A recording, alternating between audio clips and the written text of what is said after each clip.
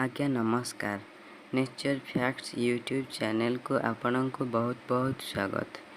वीडियोटी को आरंभ करने पूर्वर कही रखुचु वीडियो को शेष पर्यंत निश्चय देखंतु एवं यही चैनल माध्यम रे आपनक किछि नुआ नुआ फैक्ट्स विषय जानिबा को मिलिबो।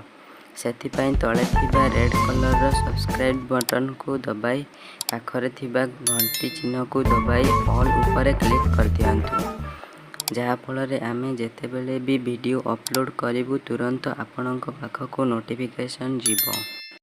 आज आमे अँलार किछि उपकारिता विषय रे जानिबा। अँलार उद्भिद विज्ञान नाम हेउछि साइलान्थस एम्ब्लिका।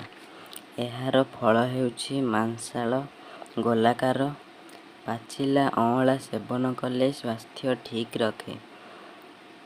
स्वादरे मधुर अम्ल कषाय को एवं तिक्त रस अँला खाइबा द्वारा यह आम शरीर को शीतल रखे।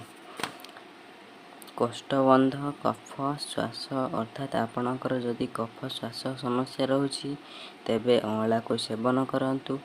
बात पित्त अम्ल और अजीर्ण बांति आदि समस्या रे मध्य अँला खूब लाभ देइथाय। अनिद्रा जक्ष्मा भली रोगरे मध्य आपणकु उपशम देइथाय। रक्तहीनता हृदरोग केश झड़ीबा किंबा पाचिबा हाड़फुटी और चर्मरोग आदि मध्य उपकारी। ता छड़ा यह आपणकु बलबीज वृद्धि और चक्षु पाई मध्य हितकर देइथाय। अँलार अम्ल गुण जोगु वातनाशक मधुरता और शीतलता गुण जोगु पित्तनाशक और कषाय रस जोगु कफ शांति करे। एथिरे प्रचुर परिमाण रे विटामिन सी धातुसार फॉस्फोरस कैल्शियम लौह श्वेतसार पुष्टिसार जल एवं तंतु द्वारा भरपूर रही।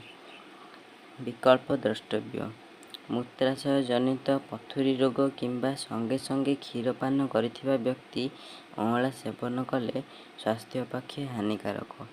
सो फ्रेंड्स आज आमे अँलार किछि उपकारिता जानिले। नेक्स्ट वीडियो रे आमे अंगूर विषय रे किछि नुआ रोचक तथ्य जानिबा। तो सेथिपाई चैनल टी को सब्सक्राइब कर दियंतु